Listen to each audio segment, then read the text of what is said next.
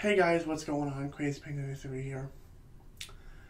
You know, I really wanted to go out with a bang, like on a good note for 2014 into the new year, 2015. But, you know, I guess that's not going to happen now. Because of this. Transgender teen commits suicide, cites Christian parents in the blog. Now,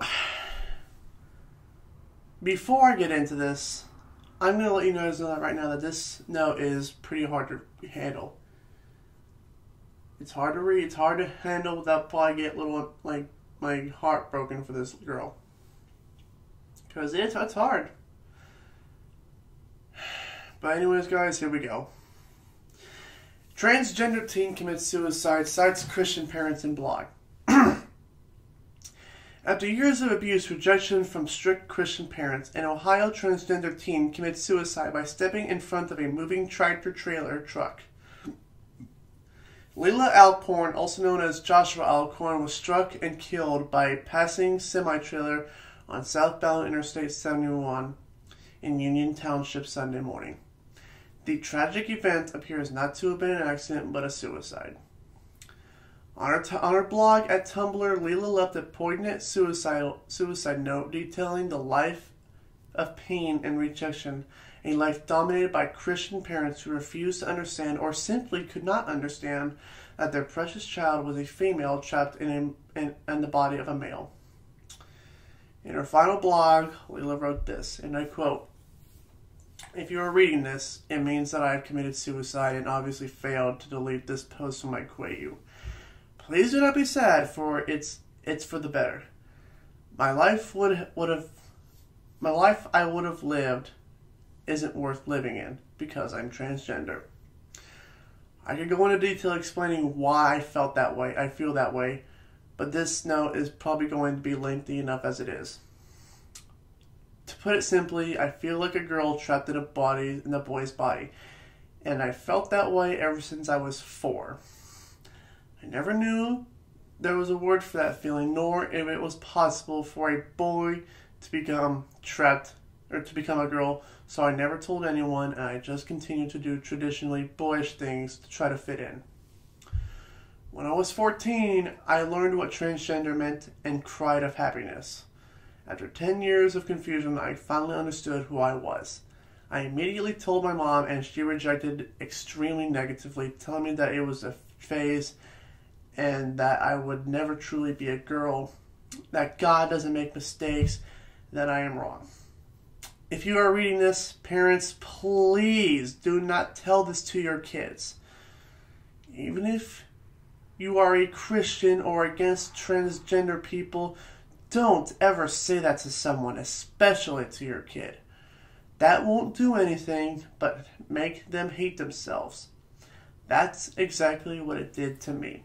My mom started taking me to a therapist, but would only take me to Christian therapists who were all very biased. So I never actually got the therapy I needed to cure me of my depression.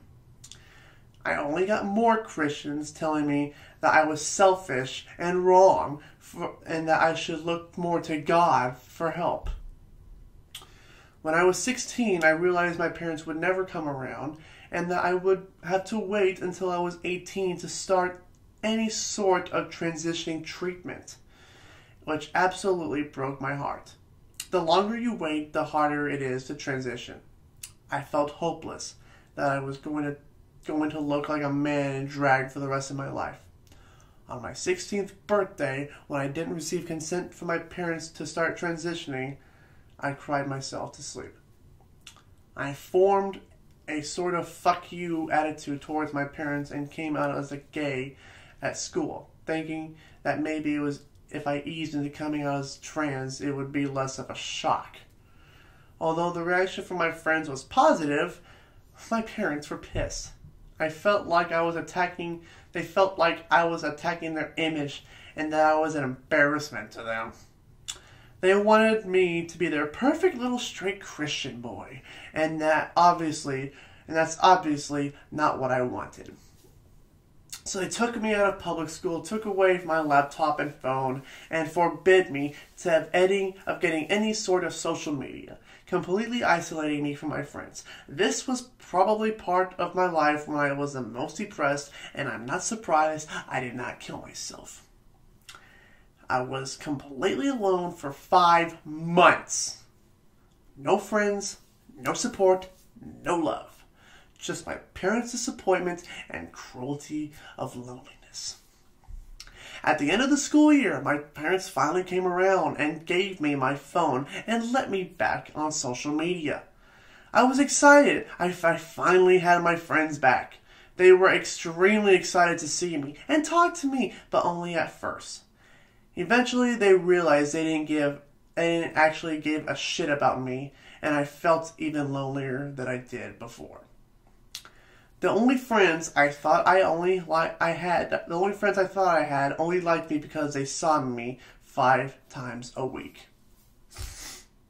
After a summer of having almost no friends, plus the weight of having to think about college, saving money to moving out, keep my grades up, go to church each week, and feel like shit because everyone there is against everything I lived for, I have decided I have had enough.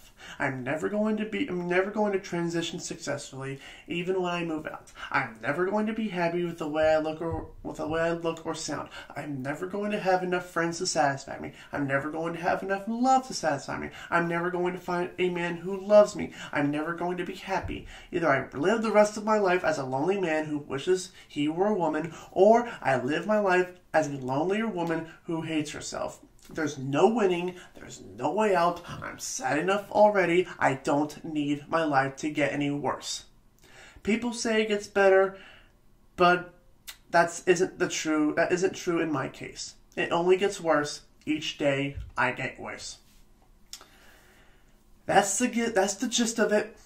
That's why I feel like killing myself. Sorry if that's not a good enough reason for you. It's good enough for me.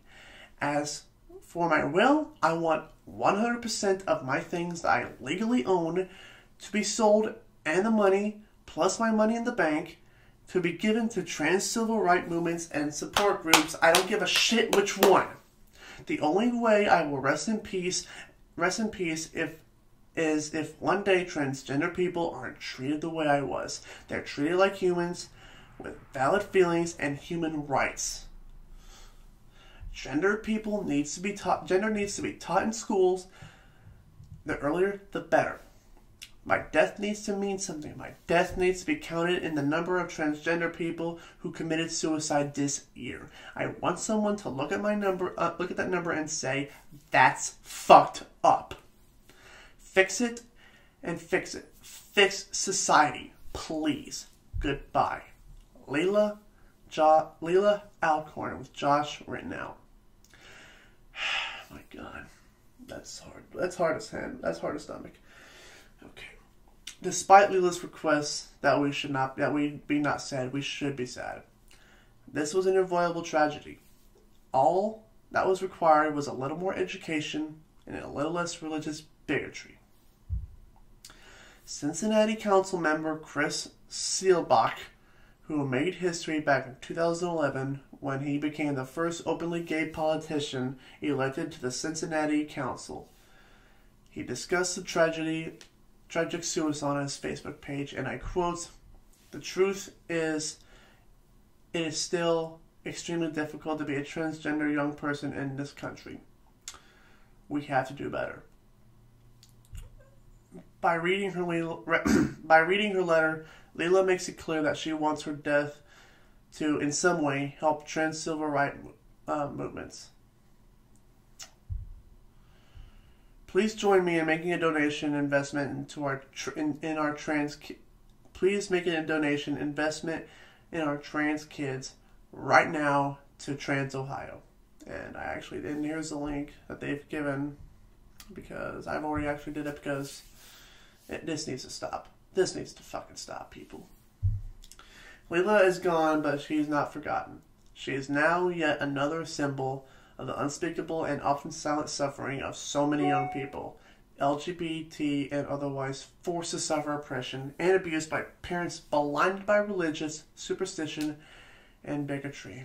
Ain't that the truth? And here's a picture of her. Does that look like a fucking guy to you? Does it honestly look like a guy? It looks more like a woman to me. Jesus Christ. And it's sad too, you know. It's so sad. You know, here's my problem with this bullshit. It's almost 2015, folks. Stop. Let these people have rights. You know, what pisses me off about it. These people who treat these people they act like they're all a bunch of loving, caring people. But when it comes to their kids, they'll show you their true colors like that. And it's sad. It's so sad. Because they'll put on this show for everyone who's saying, oh, they're such lovely people. Aren't they such lovely people? Such a wholesome family people. But then in real life, but behind the scenes, they don't give a crap about their kid because they think they're an embarrassment. They think the kid's an embarrassment to them. Give me a fucking break. We're almost in 2015. You know, it's even more sad. This whole thing happened before. You know what it was? It was for interracial marriage. This whole bullshit happened before. The exact same people who are against gay marriage are the exact same people who were against interracial marriage. And they said the exact same thing as they're saying now. Why are you against interracial marriage? Well, because it's in the Bible. It's in the Bible, I'm against it.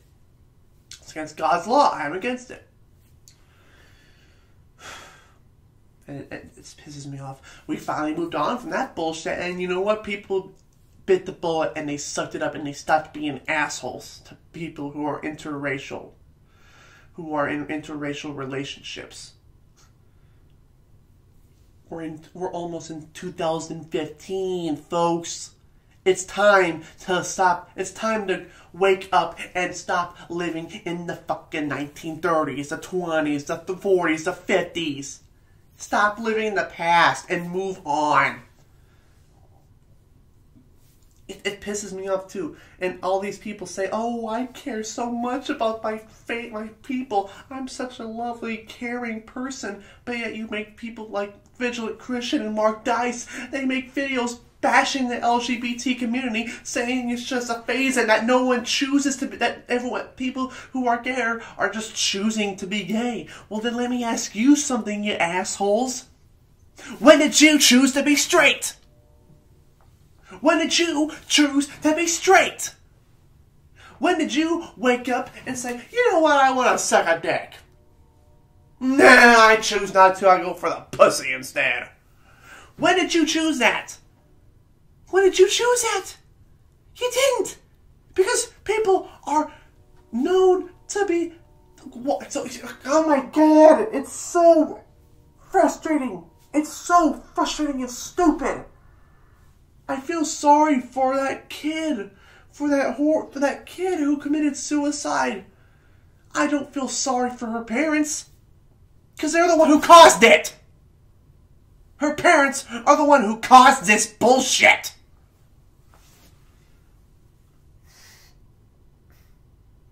And I wonder so much.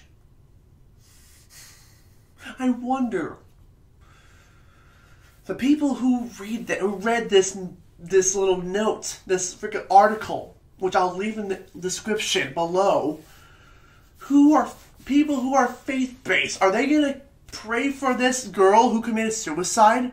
Or are they going to condemn her, now that she's dead, and pray for her fucking parents? I'm sorry to get so emotional and pissed off about this. Because this shit's personal. Because I do have a brother I do have family members who are gay. I will support them to my dying breath.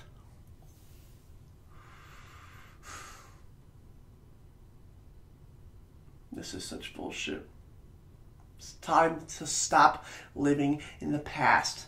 It's time to move on and stop being like assholes. Please. We're one day left until 2015. Technically 2 because it's 11:05 at the time I'm recording this, but I'm pretty sure when it goes up, it's going to be the 31st. So please, for the love of God, stop acting like assholes. Be actually accepting of others. Be loving and caring like your Lord and Savior commands you to. God.